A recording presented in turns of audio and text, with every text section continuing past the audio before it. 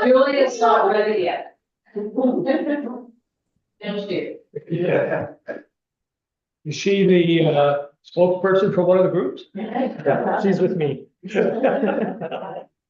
Oh, she's agreed. Okay, you should be good to go now. Good, okay, well, thank you. I'll call this meeting to order, and I'm hoping that there will be some more folks in town that will show up. But as you can just guess, it's pretty difficult to get groups together here in Lytton. So we'll see. I think a few more people will come as we start. So I just wanted to, I think I don't have to introduce any of our candidates. Francine is at the end. I will do it anyway. And she will be able to introduce herself in a few minutes. And Jonah and of course, Tony here next to me. So just so you have an idea of the process, this is actually the 5th provincial election that the chamber here has hosted, where we've hosted an all candidates meeting. And so this isn't something entirely new for us, and it's always good to be able to introduce the candidates to our local people. So the format, just to give you an idea, the format will be the questions that we have. We'll have questions from the audience, and I have a few questions here as well. If there's a lull, if you don't have a question, and we'll allow each person in the audience from Lytton to ask one question, and if somebody else is there, if there's nobody else waiting in line, you could ask a second question. The purpose here is question and answer. The purpose is not to harass somebody or to, if you're unhappy with some party or whatever. The purpose is not to say things that will just because you're not happy or angry or whatever it may be. The purpose is to ask questions, and the questions, like I said, you have 30 seconds. Jen is going to be our timer moderator. She will let you know when you're almost ready to when the time is almost up. Jen, you want to just ring the bell? So when the candidates introduce themselves, they'll have 4 minutes, and I'll give a 15-second warning with my little bell here when you're near the 4 minutes. And at the end of the 15 seconds, I'll stand up. And so that'll be a cease and desist. And then after that, Dr. Bernie will bang the gavel. Okay, and I apologize. Mayor Denise, I asked her if she would do the following. Thank you, Bernie. When the chamber approached the village about using the hall for this event, we said absolutely, we would support it and set up our technology here so we can put it on YouTube. I just want to acknowledge that we're meeting today on the territory of the Entrecatan people, and for that we are grateful. As we start, as Bernie will share everything, but welcome everyone and welcome the guests to the village. Good, thank you, Denise. And I just wanted to mention as well that this is the first time where we have worked with the village per se, and one of there's several reasons for that, but having the technology which the village has and the personnel and everything. I mean, this is a community thing that we're doing. It's not just for the chamber and whatever business or businesses we may have in town. So the warning will be little ding, ding, ding. You want to just? Yeah, absolutely. So at 15 seconds before the end of your 4 minutes, and then with the question and answers, there are 30-second questions, up to 30 seconds. If you're asking a question, I'll ring the bell when you have 10 seconds left to ask your question. And then the 2-minute answers, again, will have a 15-second warning. Janet, would you do me a favor and take this, and we need the microphone Away, in the audience? in the audience when it's time for someone there to Okay, ask a question. I can't be by the speaker though. Oh, okay, there you go. Yeah, we need to use the microphone so that it'll pick up on too. And with these questions over here, you might get some feedback, so if that happens, you'll have to move a bit farther from the speaker. So this will be live streamed, as you were aware, on the Lytton .ca YouTube channel. Is that the correct description for that, I Denise? believe so. Yeah, okay.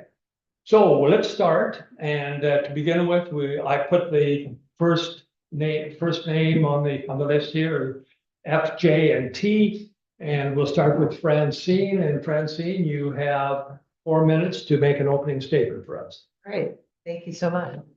My name is Francine Joe, it's West Francine Joe. I grew up in Merritt, BC. I have long ties here in the Fraser Canyon. I grew up with the First Nation band, the Shackin Indian Band, located just on the other side of Spencer Bridge. So I'm very familiar with Lytton. My family has all gone to St. George's School. And I've been here a few times, met the mayor at the festival, Labor Day weekend. And I was quite surprised when I came through, the very first time earlier this summer, at all the changes that had happened in Lytton here. But when I was at the festival, it was good turnout. It was hot, typical of Lytton, but the people were extremely friendly. And actually, I made my first button, not this one, but I did make my first button at that festival. I'm running for the NDP because, being an Inclacapin woman, I've returned back to the area to look after my mom, who's 83 years old. And our house over on Lower Nicola, just outside of Merritt, is needing repairs. And I'm seeing that there are situations with housing and healthcare and education and jobs. I've seen that when I was living in Ottawa, and I'm seeing it here. But I feel here, I'm far more passionate because of my ties here in writing, that I think I can do something to make a difference. So I'm putting my name forward as a candidate for yourselves. I have had the experience that came from my grandfather sat on chief and council for Lower Nicola Indian Band.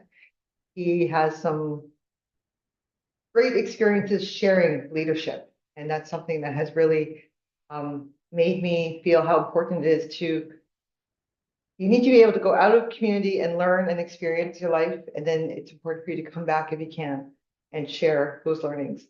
I've had the pleasure of working with 2 young women, and they are now leaders themselves.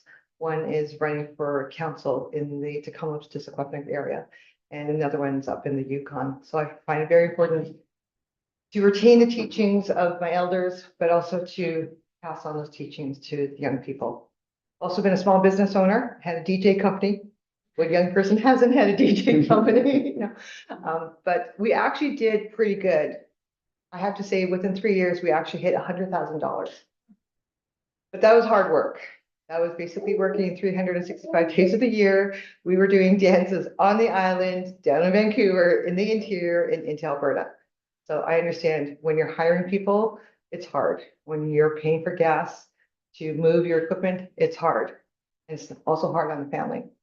So there are issues that I think I can address. And there are issues that I'm going to need to come back to the communities and better understand what we can do collectively. Of course, the biggest issue is how to rebuild Lytton. So I'm not going to get too much into it, as I'm sure we'll get into that further. But while the NDP party has put in some support systems, it's not done. And I have spoken to the Premier, and I agree with a lot of what he has to say, but I also want to ensure that small communities, rural communities, get the attention that we need, because it's because of our rural communities that this province has gotten to where it is today. So I thank you for coming, spending your Sunday afternoon with us, and I look forward to your questions. It's Jim. Thank you very much. Careful timing. I just put the ring back. Thank you. And we'll just move on. And next on the list will be Jolie Timms with Green Heart. Thank you. And thank you all for being here. It's, of course, my daughter is crying during my intro, so that's totally fine. At least she's not interrupting somebody else. But my name's Jonah. I currently live in Lillooet. I've made Lillooet my home for the last 5 years. I grew up in a small forestry community, Clearwater, north of Kamloops there in Simcoe territory. And so, I mean, my dad worked at the mill until he got injured, and then he was a janitor at the rec center. My grandfather and my uncles, they were all loggers. And so I come from a forestry family. The Timms family, though, comes from Clinton. And so they were ranchers and cowboys up there. And so when we're talking about small rural communities, I understand. I've lived my whole life in small rural communities, and that's part of the reason why I'm running for the Greens, is because I understand that rural communities, small communities are the backbone of our economy. Like they're the communities where we're harvesting lumber. They're the communities where we are harvesting our food and mining, and really they are places where you can still have that sense of community among the whole community. Like I see a few folks out there that I recognize from Lillooet, and it's fantastic to walk down the main street and see people you know everywhere you go. And I think that's really special, and that's what makes BC an amazing place to grow and live. But things are tough. Things have been getting harder over the last few years, and that's been kind of my reason for running, is that a lot of us see the solutions facing our communities. We have solutions for housing. We know how to, working in the forests and on the farms, we see ways that life could be improved for us and all of British Columbia. But over the last 20, 30 years, I really feel like we haven't had leaders in the province that are willing and able to tackle those challenges. And so that's what I'm here to do. Is I want to be that voice for you in Victoria. And any debate you come to, you'll hear me say, like, the first role of an MLA should be to listen. I want to be here to listen to you and work with you on solutions facing Lytton and the Canyon and the riding as a whole. And I remember the day that the Lytton fire started. We had, I heard it on the news, and immediately the first thing I did was I texted Scott Rennick with BC Wildfire, because he had just walked me through their new fire base in town. And that was my first thing, was, Scott, like, how are you doing? And how's the fire base? And how's the school on that side of the town? Because at that point, the news hadn't really covered that. And so I remember exactly where I was, who I was speaking to, and it's really about building that community and building that sense of togetherness, right? A lot of Lytton burned down that day, but us in Lillooet, we took in folks from Lytton, and we wanted to make sure that you had a home still, even though you may have lost yours. We still wanted to be there and care for you and have that sense of greater community within the canyon. And I think that's really important for us. And we're going to talk more about the fire, I'm sure, and the rebuild of the town. But I'm really running because I see a need for real leadership in Victoria and real listening skills from our leadership. Thank you. Thank you very much, Jonah. And Tony. Good, thank you, Bertie. Thank you for the Chamber of Commerce for putting this event on. It's a challenge to get people out and listen to us politicians or want to be politicians out here and everything. So really appreciate the efforts you've gone through to bring everybody out here today, especially with this unique circumstances of Lytton and where we stand. My wife and I, we live in Merritt, so it wasn't a disaster quite like this, but we had quite the disaster in Merritt after this fire went through. Then we had the atmospheric river, which flooded us out. So we can talk about that a little later. Just a little bit about me, so you wonder who this guy is standing up here in front of you right now. My name is Tony Luck. I was born and raised in the lower mainland, 62 years of rain and gray skies and everything. And about 7 years ago, my wife and I decided, you know what, it's time for blue skies and sunshine, a little bit warmer weather. So we moved up to Merritt about 7 years to become empty nesters. While I was in part of my career, I spent 26 years at BC Hydro. I spent 10 years as a financial advisor, and currently I'm a realtor in the Merritt area as well. What else do I want to say about me? between my wife and I, we have 9 children and 25 grandchildren. We love it. We have a big family. So we're intimately knowledgeable about the challenges families have. You know, I go out and fill my tank up with gas and I just cry for my kids that are struggling and trying to get a home and all those kind of things, and realize the affordability issue is huge in this province. And we're just trying, we've already had a couple of our children move away over to Alberta. 1 and 2 young people want to do that. So while I've been down in the Fraser Valley, I served a term on Mission Council. I served a term with the Fraser Valley Regional District. I'm intimate about how those organizers work, and I spent a term on Merritt City Council as well in my lifetime, learning about how governance works and that kind of thing here. And of course, I was on City Council when we had the flood go through, so we had to deal with government organizations and the bureaucracies and the frustrations, and you're all feeling that. I know that. And that's why the fit for me with back to Conservatives. I've always been conservative in my blood, but you know, there hasn't always been a strong party here. John Rusted, in a very timely, has come along and really invigorated and built the Conservative Party. So working with them and with the Conservatives, you know, less is more a lot of the times. We're realizing in our healthcare system, within government, far too much bureaucracy. In the last 2 years, the NDP government has hired over 63,000 new employees. I have to ask you here, especially, do you feel 63,000 employees more appreciated? Not likely, right? And so these are some of the things that we got to go. And part of the problem here that what we see in Lytton is the red tape. We have red tape. We're committed to slashing 25% of the red tape as we move forward here. So we've had really a lot of experience. My wife and I work living up in this area. We really enjoy it. You know, and I'll be very proud to represent this area. We've done a lot of camping. I've availed myself to Bernie's businesses here, the Cum Machines. We've used them, been rafting with them a few times. We've been up in the Hatlatch. We know the area fairly well. And so we know the things. So I'm going to be your candidate here. I'll be here to listen to you. But you know, the most important thing is we drive around, my wife and I, what a beautiful riding we have. You know, we get isolated in our little villages or little towns like Merritt, but we don't realize we have a West Coast rainforest down along the Fraser River there. Where it was used to be a big part of my playground down there. We go up into the canyonlands of the Fraser Valley and the Thompson and those kind of things. Then we got the grasslands of the interior around Merritt and all that thing. You know, we got cattle ranching, farming over there. You got forestry, lumbering, mining, fisheries. We got so many things in this province to be so proud of, and will help us economically. One of the things that we come as Conservatives, very important to get the economy going. Our economy is in dump right now. Our economy in Canada is in the dump right now.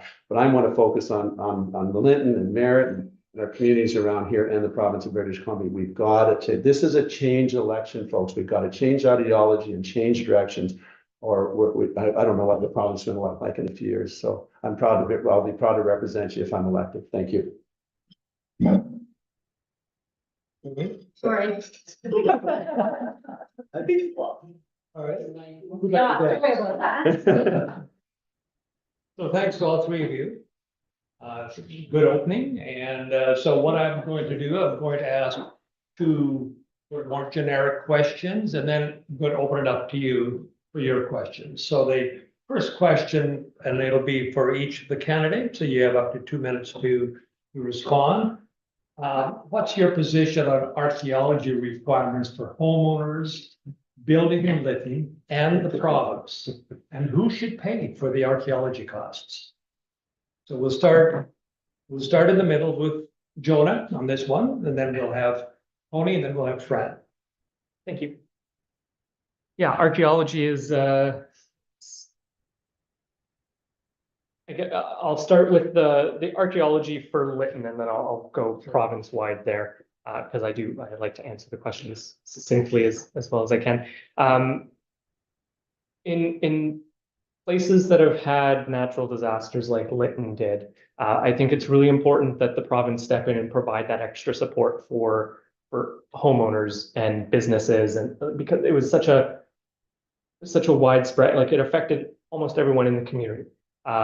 So that archaeology though also needs to be adequately protected and documented, and you know, it's something to say that we need to get rid of red tape, but you know, you want to make sure that we're protecting our culture too, right? Like that is our history, our collective history, and that's the history of the Ankakattan people, and we want to make sure that that is being protected as well. And so one part of that is ensuring that the province is adequately funding archaeology branch. Because I mean, my wife works in Lillooet for the town, and that's something that often comes up there is homeowners need to do archaeology work whenever they do work, because a lot of the places where towns have been set up, like Lytton and Lillooet, you know, those were villages long before Europeans showed up. And so the whole town site is an archaeological site. And so, but if we have more folks working in ARC branch, the province is then able to better support homeowners when they're doing archaeology or doing repairs or renos or rebuilding their home. So that's my short and quick answer on that in general. And in, you know, province-wide, thank you, in province-wide, really, we do need to be ensuring that we are working with First Nations and Indigenous organizations and ensuring that archaeology is protected and documented, and if possible, back in the community where it belongs. Thank you. Great, thank you. Tony? Thanks, Bernie. Yeah, you know, I think the government definitely needs to step up and take responsibility. They're the ones that put these regulations in place as part of the red tape issue that we got to deal with going forward and everything. And I think the government, and my commitment to you as your representative is going to be very, very hard to make sure that the government is going to be paying these costs to get this done. They're the ones that want this done, and they're the ones that are demanding it done before the price of housing, before the housing is built or buildings put back and everything. And here's the problem: is the government make all these rules and regulations. We talked about you guys having to build in the step code. Is that necessarily needed here? So all these things layer on the cost of your housing. We have one of the most unaffordable housing markets in Canada, not so much Lytton, but certainly on the Lower Mainland. So we got to fix that. So archaeology is, you know, there's archaeology and then there's reasonable archaeology, as I understand it. I think we need to run to a system and moving in town because we got to get you. How long have you been out now? 3 years? A little silly, I think. It's been far, far too long. I think I could be wrong. That's a lot, far too long, and not moving things forward. And so we should be looking at changing up the way we do things, right? So reasonable archaeology to me would be doing this, I think, as I understand, a chance find. And we need to get back to a process where if you know you're doing your excavating, you're doing your work, and you happen to find something, then we go into archaeological assessment. Did I say something wrong? They cut me off. Well, I know where I stand now. No. So there's got to be a much more reasonable way of doing it, because you guys can better your homes for another 6 years if this carries on the way it is. So we've got to come up with an agreement. We know we need to be respecting land. We know we need to be respecting Indigenous value of their history and everything like that. But that happens all over the world, everywhere. I mean, I want to support you in that piece as your MLA. We need to move forward in a reasonable manner to get you guys back in your home as soon as possible. Thank you, Tony. And Fran? Sorry, I haven't been called Fran except for my grandparents. Sorry. Oh, sorry. No, I will it's call fine. you Francine from now on. Think, you know, just. Well, I will let you grandfather. I'm fine with that. I am fine. It's memories there, you know. Sorry. No problem at all. You know, in regards to archaeology, you know, this town of Lytton has been here for a long time, and the communities that came before that even longer. The whole province of BC is basically one large archaeological site. And I'm trying to figure out, how do you balance the archaeology and our history with being sensible and ensuring that our homes are moving forward? I want to take a sensible approach to this there. And I know the costs of archaeology are huge. Who pays for it? Some people are going to say, well, you know, you had a choice to move here. But sometimes it all depends on your jobs, your families. I mean, my family's been in this area for quite a few years, at least 100 years in the Merritt and Nicola Valley, and I can trace it back to Chief Chohitza in the Upper Nicola there. But this is our home now. And after the Lytton fire, I think it's really important that we have a plan in place that works for all of us. And there are going to be some areas that I think are going to take a little bit longer to pursue archaeological pursuits, but there are other areas that I do believe we need to take a practical approach and start building our homes, start building our rec centers, start building our community centers, so that the city of Lytton can start to grow again. When we come to this area, it could have been well, it was really bad. And it's very hard for me coming back here because St. George's is just down the road. And a big part of it is gone. but the history of which my aunts and my uncles and my extended family have gone through have never gone away from our memories. So we need to preserve our history, but let's work together in a collaborative fashion and let's start building Lytton to be better than before.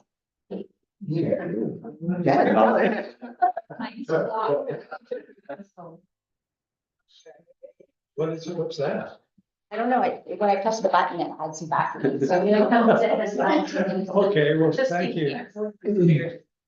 I have a feeling that the responses may have generated some questions in the audience, so I'm going to let you ask your questions right now. Do you have any?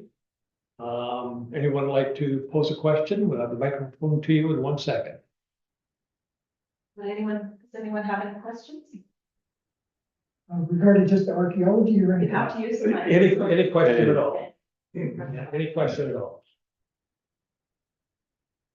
One of the concerns that we have is that not only do we lose the village, but we also lost a lot of businesses. And we lost a lot of business in general. Oh. I'm hitting the mute button, I guess. Yeah, you turn it on. Turn that. Oh, yeah, now it's glasses on. There you go.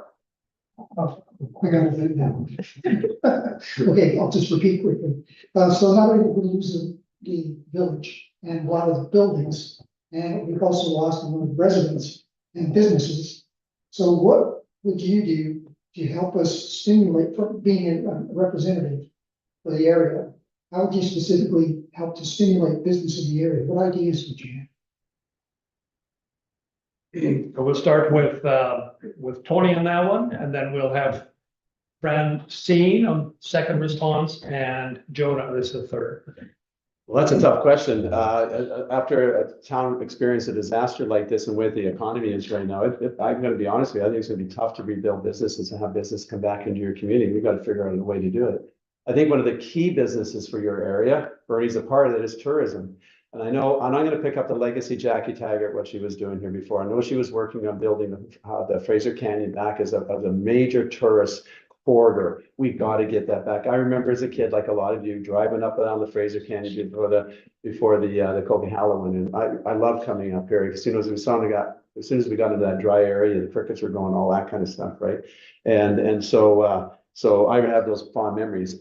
That's going to be really, really tough to get businesses back in here. We're going to have to find a way to incentivize them to come back into your community. Somehow we've got to do that. I don't know how at this point. To be honest, we haven't thought a whole lot about that, but it's something they're going to be working with your mayor with to find ways to do that. But I think we start with the tourism piece. I think that's a really good piece for our community. The other piece that's going to be huge, of course, forestry and all the ancillary businesses that go along with that, right?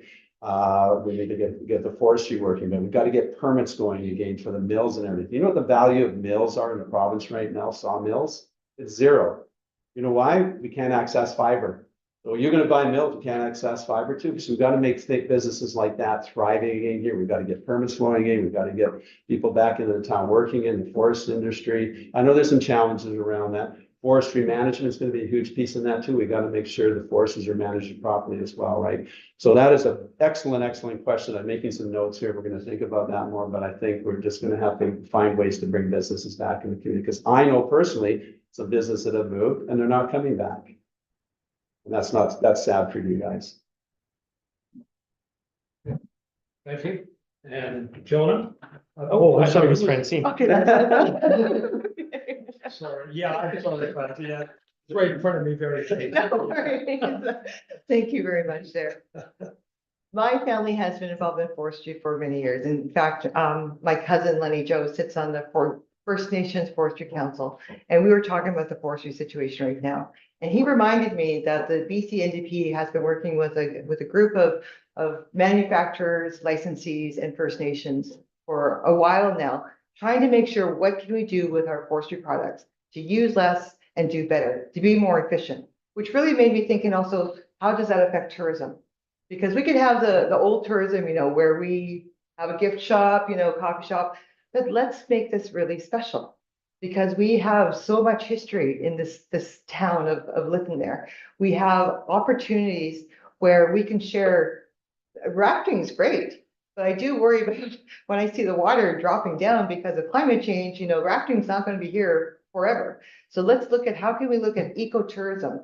Part of that ecotourism idea, these days, we have to have a strong internet. We need to have a strong digital presence. So as we're rebuilding our community here, let's think, how can we build it better? How can we build it smarter to attract the growing market? What do they want? What do we have? And I think by being collaborative, working with the First Nations, which I believe Lytton has always been doing, is working with its neighbors, working with the people who've come in here, who are working either in the forestry industry or the mining industry or the transportation industry, we can come up with ideas. And the NDP government is supportive of these ideas. They are providing more loans. I know my son was actually down here with Community Futures of Central Interior First Nations, starting to work with community members who also have ideas.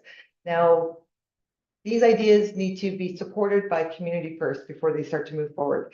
So that would be my start, is let's look at collaborations. What do we need first? Let's prioritize our desires before we just go into a general idea of general business.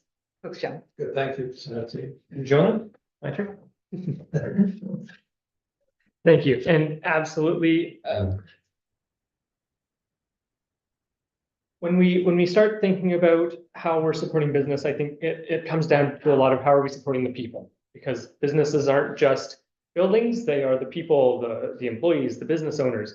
And so I would advocate for you and for business owners in Lytton to enable the province and work in partnership with business owners to build buildings. As Tony might talk about housing later, a lot of the cost is the land and building the building itself. And so I would love to see an instance where the province is partnering with businesses to get the bones of a business up first, and then you can bring in the people and that grows your community. Tourism, absolutely, like tourism is sustainable. It brings good dollars into the community and it builds good jobs for people as well. And as an advocate for that, I would work with tourism companies. Kumshing is amazing, but I would like to see more. Like Lytton is a beautiful part of the province, and there are many ways that we can support tourism in this area other than Kumshing. I mean, that can be part of the picture for sure, though.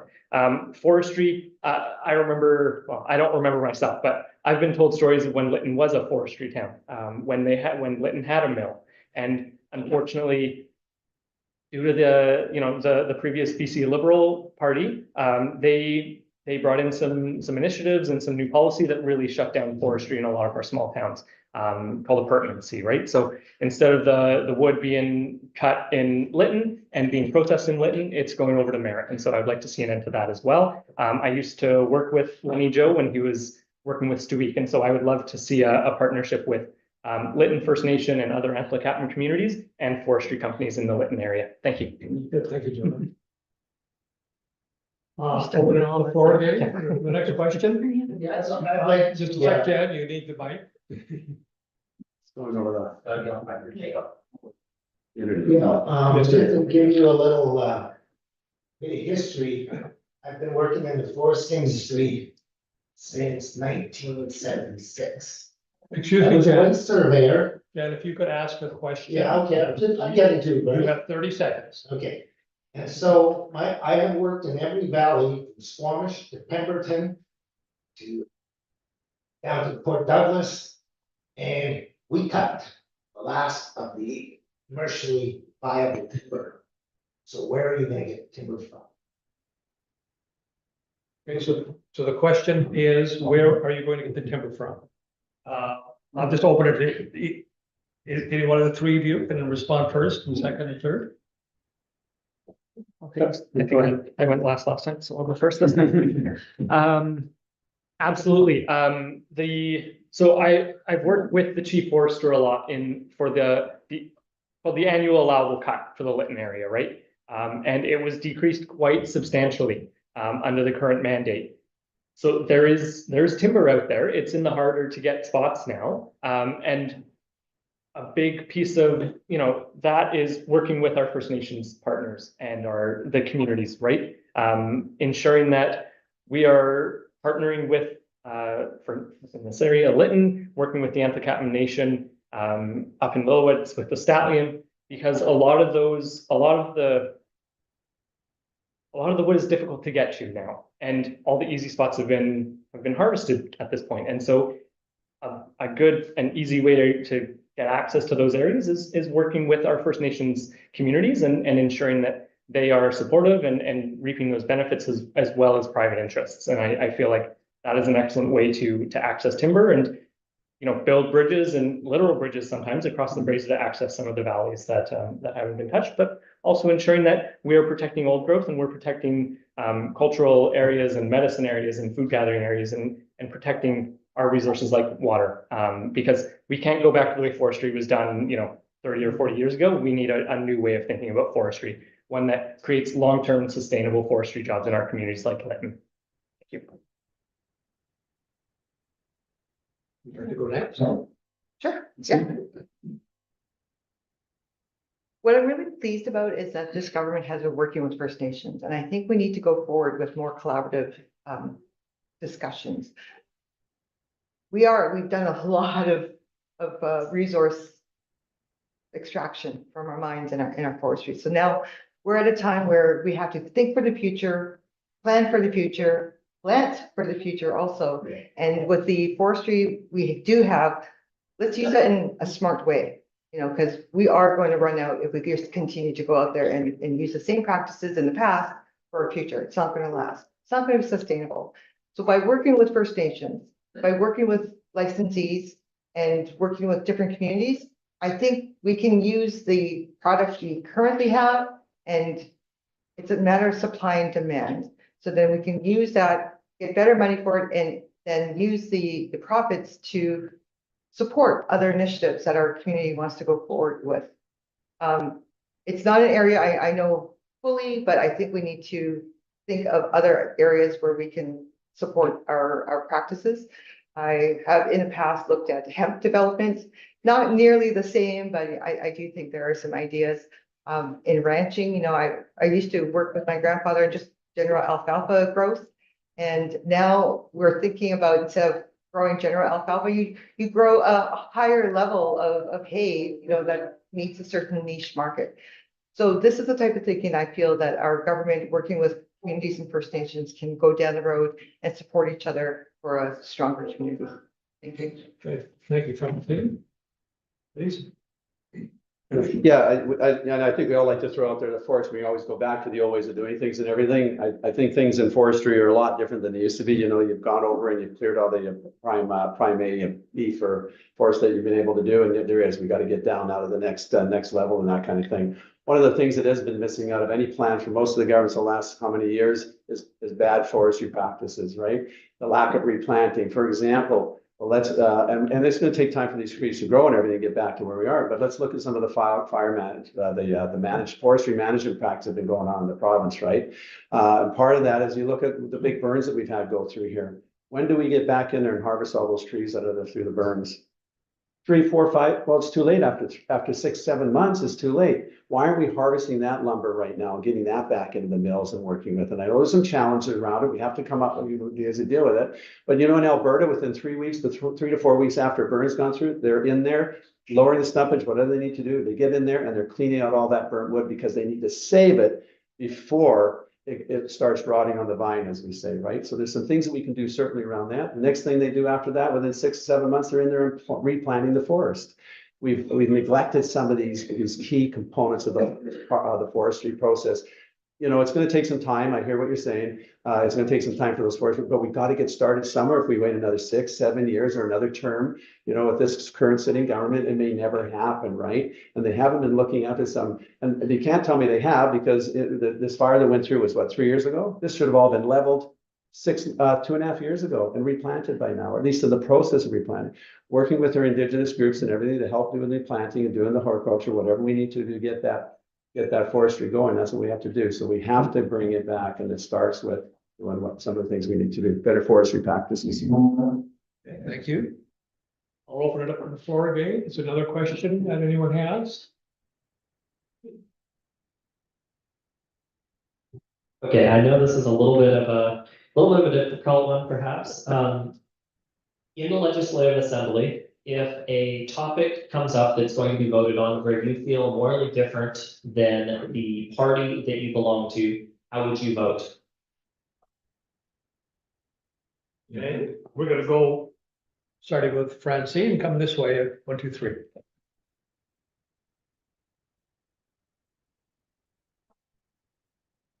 It is a good question. Um, I was in Ottawa. I was representing missing and murdered Indigenous women and girls when the issue with Jody Wilson-Raybould took place. When she was recording the conversation that really others were going to throw her under the bus. And she took a stand, and I got in trouble just for standing up with her. I was in a totally different environment. Okay, not totally. I was working with missing and murdered, but because I was an Indigenous woman from BC, I had government people saying that I shouldn't be doing that. I have full respect for Jody Wilson-Raybould. She went to school here at UBC with my cousin Erin. Her family has done incredible advocacy for our people. And before I would ever choose to throw someone like her, someone I respect, someone I hold in such high esteem under the bus, I'd have to quit my job. I would rather stand up for a woman and anyone who has the balls to make a stand than to vote the wrong way against my heart. Thank you. Thank you, Francine. John? Thank you.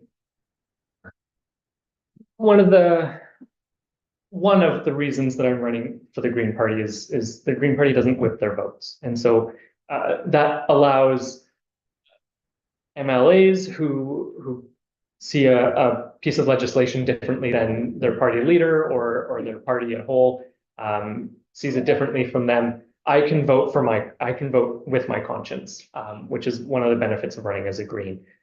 So in some ways it's a very simple answer. Like, of course, I'm going to vote for my conscience, but with my conscience. And I'm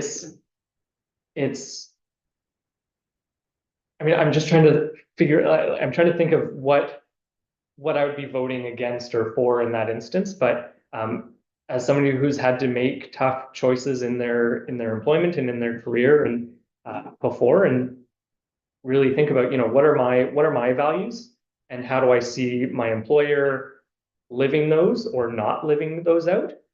How do I live with that with myself and with the people that I am supposedly representing if I vote against my conscience that way? And so that's one of the reasons I appreciate the Greens and like running with them, is because they don't make you choose, right? And that's a great reason why Greens are fantastic MLAs, is because we can come out to community, we can go door to door, and we can talk to people and say, what do you feel about this issue? And how do you feel that I should vote? Because I'm not going to have Premier Firstenow telling me to vote a certain way. I'm going to be able to listen to you and use that to inform my decision there. Thank you. Thank you. Please, yeah. So when Andrew Weaver had a coalition, when we coalesced with the NDP government, it would have been interesting to see what Jonah would have done when they called for a vote in there, because the whole idea when Andrew Weaver put that coalition together with the NDP was to vote the way the NDP did, so the BC Liberals wouldn't get in it. It's easy for us to stand here and say, look, I'm going to vote my conscience all the time. Sometimes it's going to happen, sometimes it's not. John Russell, the leader of our party, came up against Kevin Falcon. Kevin Falcon booted out of this caucus because he dared stand up to Kevin Falcon and said, no, end this carbon tax. It's killing our farmers. It's killing the people. The affordability is, we've got to find ways to make living more affordable. So you know what? There's going to be some votes that are going to be easy to say no to, the other ones, but we would hope that would start in the caucus, around the caucus table. We've had the discussions and everything.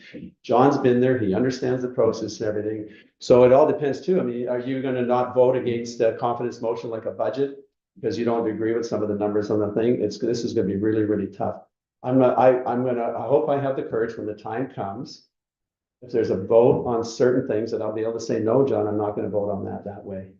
John has given us some of that latitude in there, but I'll tell you right now, your government can't function where everybody just roughshod and goes everywhere there, because you'd never get any work done in the House. And there's give and take, there's negotiations or those kind of things. But I'm hoping there will be, if there times come that I don't have to consciously support something the government is, I'll have the courage, like Judy Wilson-Raybould. I admire that lady as well for what she did and stood up to Justin Trudeau. That was amazing what she did. I hope I have the courage to be able to do the same thing one day if that becomes absolutely necessary. So it's going to be very, very interesting. But the one thing I do want to do is come back to you and get your response to anything that's controversial as well, so you can give me direction what I need to do at the caucus table or in the legislature. Thank you. Good, thank you. That was a very good question, very good responses. Thank you. Open the floor to another question.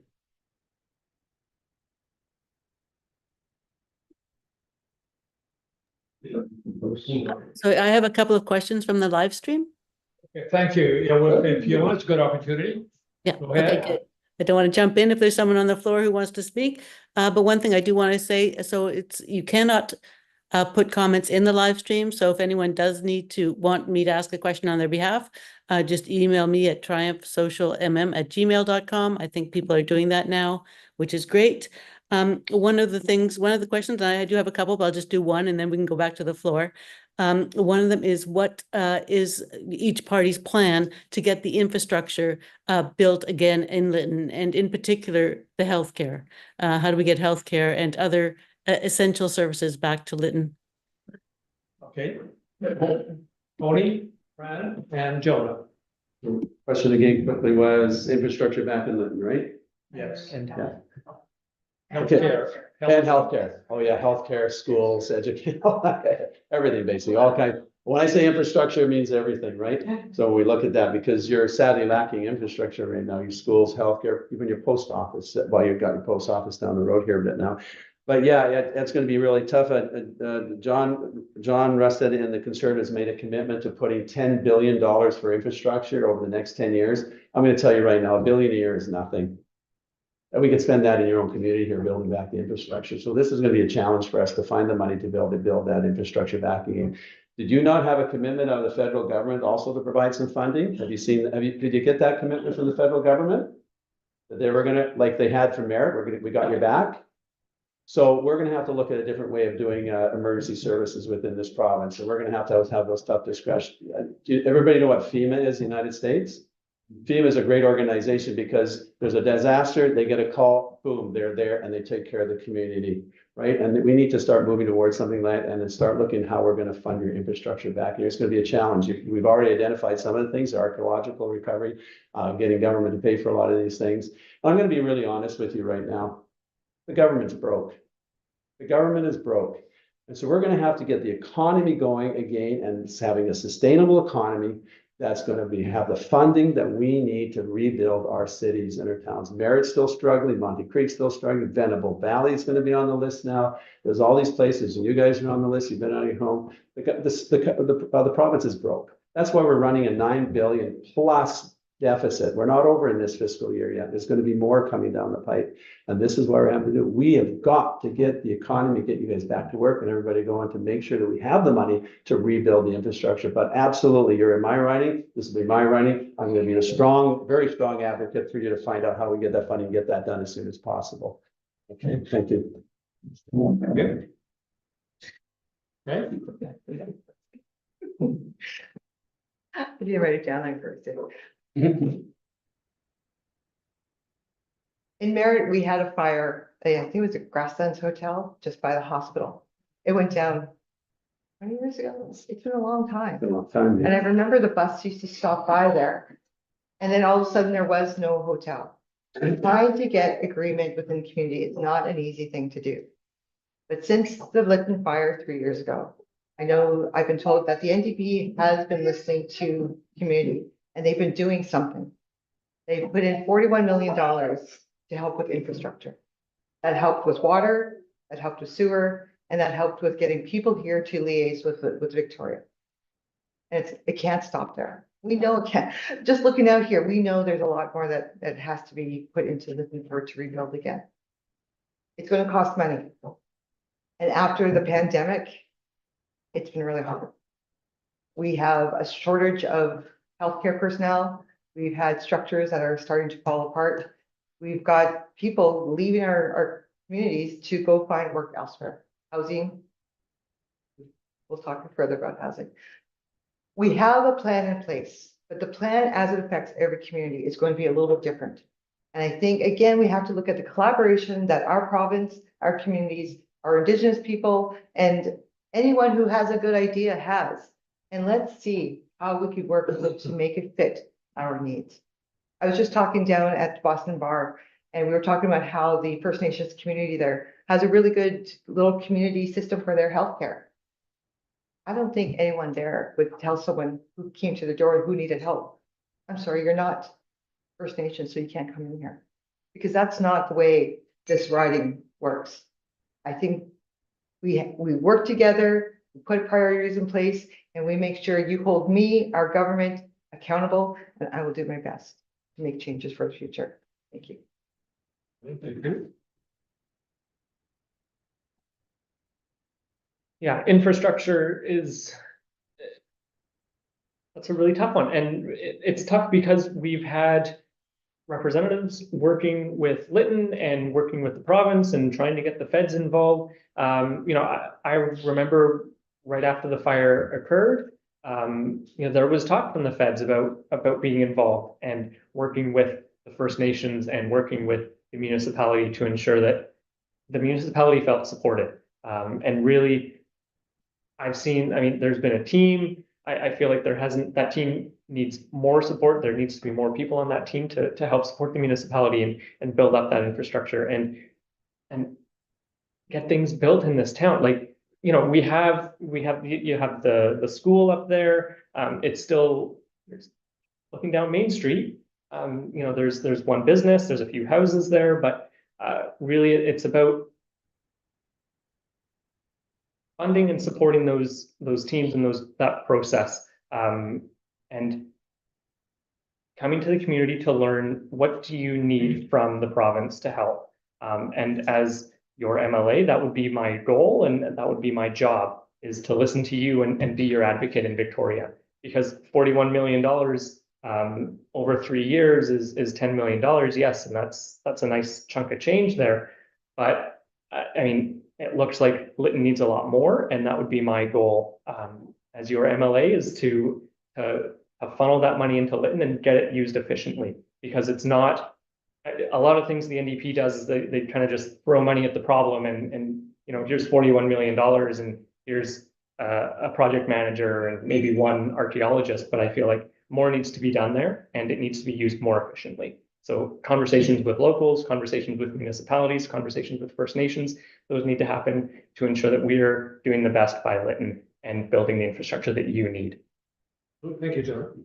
And you need a microphone still? Yeah, I do. Okay. Yeah, I'd like to get your perspective on the province's. It was There you on. go. I got it. I'd like to get your perspective on the province's under legislation drip up.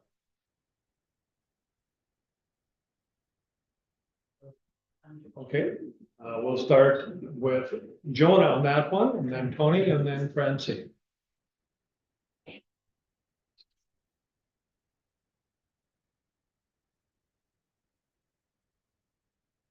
DRIPA. I think the Declaration on the Rights of Indigenous Peoples Act, the Declaration Act, the UN Declaration on the Rights of Indigenous Peoples. I think it's important to spell out acronyms first, just not everyone might be familiar with that, but also to understand and acknowledge that that act, the Declaration Act that BC passed in 2019, it didn't create new rights for Indigenous people. It really upheld and affirmed the rights that one is in the Constitution and was pre-existing before European contact here in BC. And it's important to understand that most of British Columbia is still unceded, untreated land. And I'd like some more context around that question, Christian, but really, like, my personal position is it needs to be upheld. The Declaration Act is really enabling legislation. Like it didn't, when it was brought into effect, it didn't change things overnight.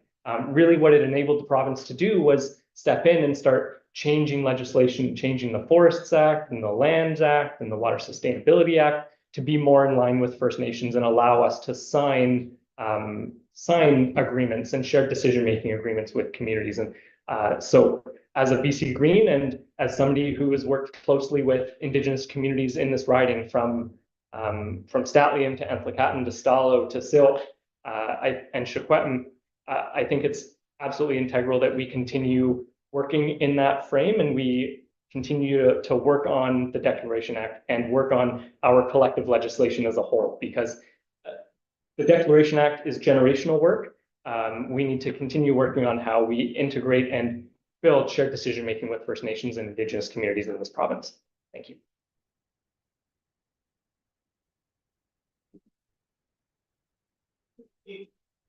So one of the things about the Conservative Party of BC, we have a leader that's negotiated over 435 agreements with First Nations. John Russet has done that when he was Minister of Aboriginal Affairs. So if there's anybody that I want to go to battle with, and I'm not saying it's a battle, I'm just saying if you know that we want to go to work with the First Nations, it'll be John, because he's negotiated a lot of those things. So he knows where to start, I think, on some of these things. He hasn't had a whole, there's a couple that didn't work out, but you know what? He's had a pretty good response to that. We need to have that. We need to get to that point where we're going to have some economic reconciliation here. We don't want the bands having the same issues over and over again year after year. We got to come together here. One of the things about dealing with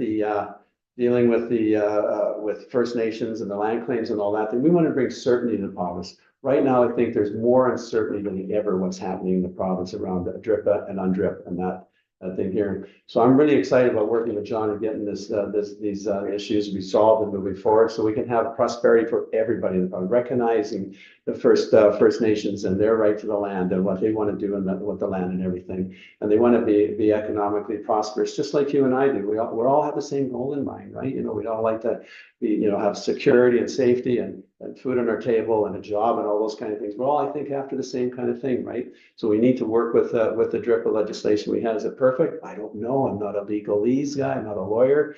I'm going to leave that to John to defer to and let him work those things out and defer to us on some of those things. But we'll work through it. And again, he's built these relationships over the last 20 so years working with First Nations. And I hope that we're going to be able to move to that as quickly as possible for everybody's sake, right? Thank you. Thank you. Fiona, do you have another question? Would you like to bring it? Oh, Francine. Sorry, I'm the last one too. Sorry, Francine, I'm looking at I thought you were first. No worries at all. But you have the most important position right now, yeah. Carry the tail in, all right, that's good. When I was growing up in the Nickel Valley, my grandfather as a rancher on a reserve worked with everybody. I had so many uncles and cousins, I thought, because people would just come to the ranch when it was haying season or branding season, fencing season, whenever something needed to be done, we worked together. I remember going to Douglas Lake, and that was the first time I had prairie oysters. And the owner at that time paid me $20 when I was 8 years old to have prairie oysters. Don't do that. Don't bother with prairie oysters. But what I'm getting at is that as we move forward in this province, we need to make sure that we are working together. And some people have different views of how working together looks. But when I hear the leader of Chief Stuart Phillips from the Union of BC Indian Chiefs, when I hear Regional Chief TG from the BC Assembly of First Nations denouncing John Rustad and the Conservatives' way of working with First Nations, that raises my hackles. And I can't understand just how authentic it really is, that kind of partnership. What I want to see is more collaboration, less courts. When we go to the courts, that costs us money, that costs us time, and we can't afford to do that. When we work in a true collaborative relationship that UNDRIP outlines, we're going to have more of a win-win rather than win-lose. Whenever you go to the courts, somebody comes out not happy. I've seen that far too often, and that's exactly what happened under the previous, to the NDP government with John Rustad. So with UNDRIP, we need to move forward. It's a good document where people are being respected for their views, where we work together, and I think we still need to move forward and get UNDRIP implemented, because it's a great piece of documentation that should be applied nationally. Thank you. Thank you, Francine. Now, Fiona, over to you. Sure. Yep, I do have another question here. Someone has asked, what is each party's plan with respect to public education and supporting public education? Okay, we'll start, actually, Francine, you were up first on this one, and then Tony, and then Jonah. We've had I've had some really good teachers in the Nickel Valley. I can go over all of my teachers from kindergarten to grade 7 that I had in kindergarten or in Nickel Canford. And I feel quite lucky because that's kind of led me to the person I am today. But I was speaking to somebody in Lillooet at Lillifest yesterday, and they were sharing with me, you know, the concerns specifically for this area that's affecting our teachers and our education system. Some of it I was quite surprised at. I was relieved to hear the BC Teachers Federation supporting and endorsing the NDP. They understand that we are trying to do better, to work with getting more places for our teachers to go to school, get accredited. But we do need more teachers. We need more housing for teachers to come to communities like this, and we need to provide them with better salaries. And I can't say no about that. You know, we need to make sure that our teachers, who spend sometimes far more time with our kids than we do, you know, get the best supports from us. And this government is planning to look at how teachers are getting employed, hiring more teachers, and ensuring that we pay them a fair salary. So yeah, I'm going to leave it at that. Thank you. Okay, thank you. Next we have, yes. It was me. Good. Thank you. Well, education is, when I look back when I went to school, it's certainly not what it is today, what we did when we went to school. You know, reading, writing, arithmetic, what we were achieving, trying to there, yeah. And it wasn't perfect back then, and we need to tweak and do some things here. But John has made it very, very clear. We're here to support the parents in their education of their children and give the parents choice. We just don't seem to be having that right now for parents having the choice. John has made it very, very clear. We're going to remove the sexualization of children out of school, out of the school system. That cannot continue any longer. That is not appropriate. Did you know our MLA, Bruce Bannon, took a book out when he took out of one of the schools and took it to read it in the legislation. He was shut down because the language is too foul. That doesn't make sense to me. You can have it in elementary school, but you can't have it in the legislature. That tells me huge time that there's a problem with our education system. We used to have some of the smartest kids, some of the best outcomes in the world at one time, and now we're declining. You can go online and check. We're declining like this. And so we need to get back, and especially when we're short of tradespeople, we're short of technologically advanced individuals and all those kind of things. We've got to get back to the basics, reading, writing, arithmetic.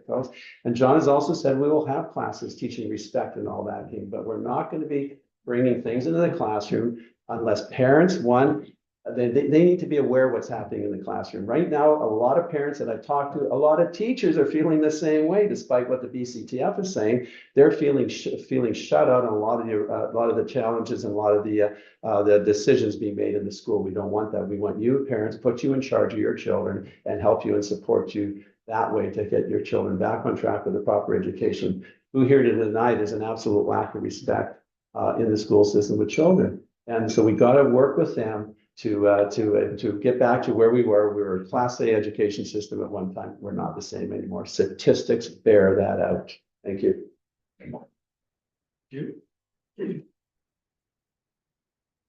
Thank you. And education, of course, close to a lot of our hearts. I have a 6-month-old daughter, and I want to ensure that she has the best education she can get, and an education that was similar to the one I received.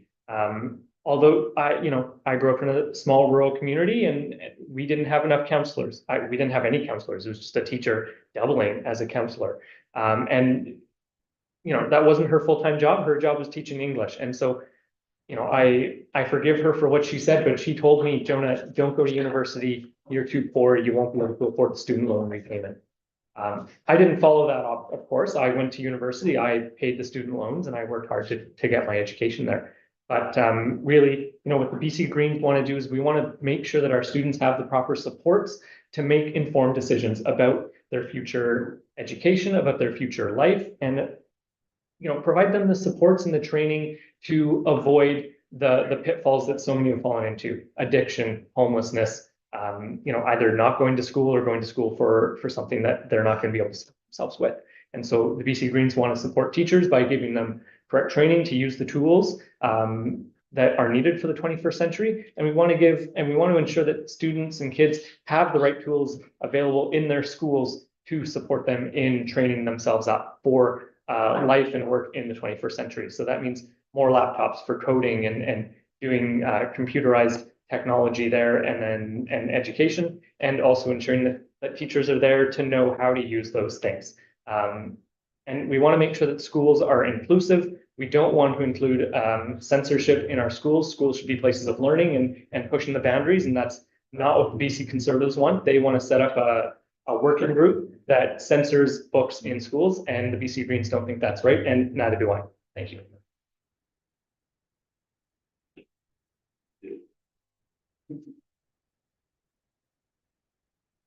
That's all. That's all. Okay.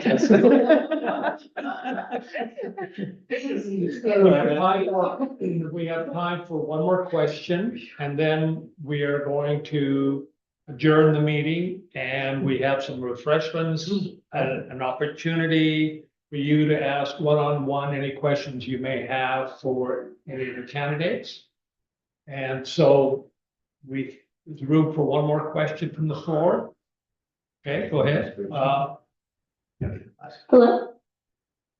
Hi, as a educator youth, I'm just curious why elected officials or hope elected officials would misrepresent legislation that has been statistically proven to reduce the rates of suicide in youth, like SOGI, which is an anti-discrimination legislation.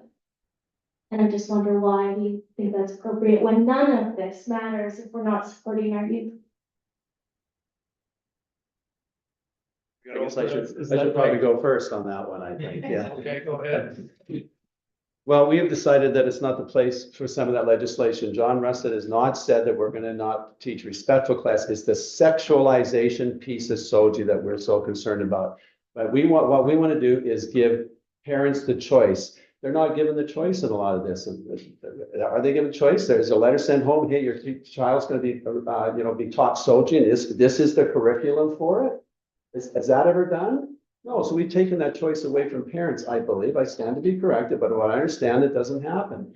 But what they had, the parents should have choice. You know, when I went to school, when they did the sex education classes, a letter went home to parents and telling us exactly what was happening in that classroom. We don't seem to be doing that, and we're taking the rights of parents away from them to teach and educate their own children, and allowing them to decide what they want to do. There's statistics around, yeah, if we teach them the correct principles, they'll govern themselves well and that kind of thing, and that's what we want in the future. We're not saying we're not going to sit down and teach them how to be respectful and not teach anti-bully legislation. We're talking about that sexualization piece, and you say, we got a comment up here, well, we want to censor books. We didn't censor the book. The legislature censored the book. We couldn't sit there and continue reading it because it was too foul. We had to close and put it down. That's not the conservative government censoring. It was the legislature, your own government, the NDP and the Speaker of the House that shut it down. So let's be careful when we throw terms like censoring things like that. We're not censoring things. We don't have to censor. We can send a letter home. Here's the books that your children's going to be exposed to. Have a look at them and see if it's appropriate. And if you don't, we'll make sure that your child doesn't have a chance to read that unless it's with you, the parent. Let the parent have the choice. That's all we're asking. You know what? One of the things we're finding on this campaign trail, people are sick and tired of the government telling you what to do. Thank you.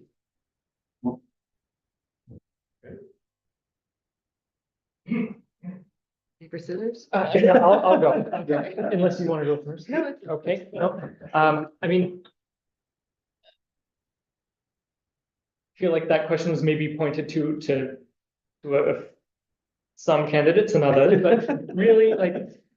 As a BC grant and my personal, yeah, you did, you said your words. Like, I don't want to be misrepresenting anything, and so, again, as your MLA, like, that's my job, is to learn and, be telling the truth, and not trying to distort things and, not wanting to, yeah, I guess misrepresent, is the right word, and I hope I didn't do that. And so, you know, again, I think if I want to trust teachers to teach, like, that's their job. That's what they went to school for 4+ years to do. I want to trust my teachers to teach my kid the appropriate things that she needs to live in the 21st century.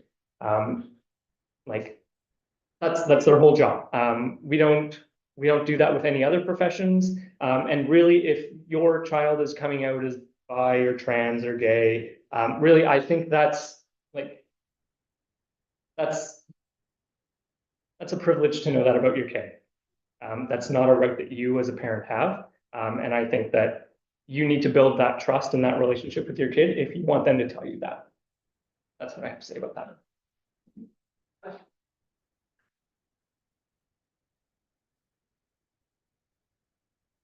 I remember going to school and having to say the Lord's Prayer every morning. I didn't really know why I was doing the Lord's Prayer. Just something everybody did. And then I found it very hard when I found out what some of the churches had done to Indigenous people. And then I found out later, you know, we weren't even being taught, you know, about real Indigenous, BC Indigenous history. And it was really hard. That why are some things taught and not others? And it comes down to what the school boards allow. It's not the province dictating the curriculum, it's the school boards. My cousin, he is 30 years old, and his mother and his grandmother are very uncomfortable with talking about certain subjects. And the only way he's been able to get any sort of education is through the school system. Some of our children's friends, you know, they don't have opportunities to talk about these subjects. And if we don't give them the education, the resources available where they can start to learn and ask the questions, you can kind of feel alone out there. Like you're the only person going through what you're going through. And it's not an easy situation. And these materials that are being provided kind of make you feel like it's not just me, and it's okay. It's okay to be different. And we're going through so much bullying in our society and in our schools, sometimes even in our families. We need to understand that we can do things differently. That's not the only way that something is going to be rolled out. If we have concerns as parents, we need to participate in the system and ensure that what is being taught to our kids is what we support. And sometimes we're going to have to just talk to our kids ourselves and let them know what we feel, and our kids are going to make a choice, and we do hope that they're going to be the right ones, right? Thank you. Thank you. So our time is time for closing, and I'd like to thank the candidates. I'm glad we're able to do this, and even though we didn't exactly flood the room with participants, but I think we have some very good questions and some very good responses, and thank you to Fiona and Lisa and others up there that participated virtually. And I'd like to thank each of you that did come by. And like I said, you will have an opportunity to chat with them one-on-one, have a bit of a snack here that we've arranged. And yes, I think that's it. And you know what? I didn't have to use the gavel one. The closing comments aren't gonna do, I still have to. Well, I'm going to, I think you should have the closing comment. Did you want to have closing comments, or are you okay with? I was gonna say thank you, and yeah. Okay. Yeah, I think it'll be different variations of thank you for being here, and get out and vote on the 19th. Perfect. Thank you, and thank you for arranging this. It doesn't matter the size of the crowd, 100 or 100,000, it doesn't matter, you know, we get the message out for all of us. And somebody was mentioning earlier, we're actually having not a bad dog and pony show. Our friends seem- Yeah. Well, that's good. We're never gonna agree on everything, but we've come close a few times. No, We do respect each other, and we're having I a pretty good time. I see that, so thank you very much, and just so you know, this gavel works, I'll adjourn the meeting. Timing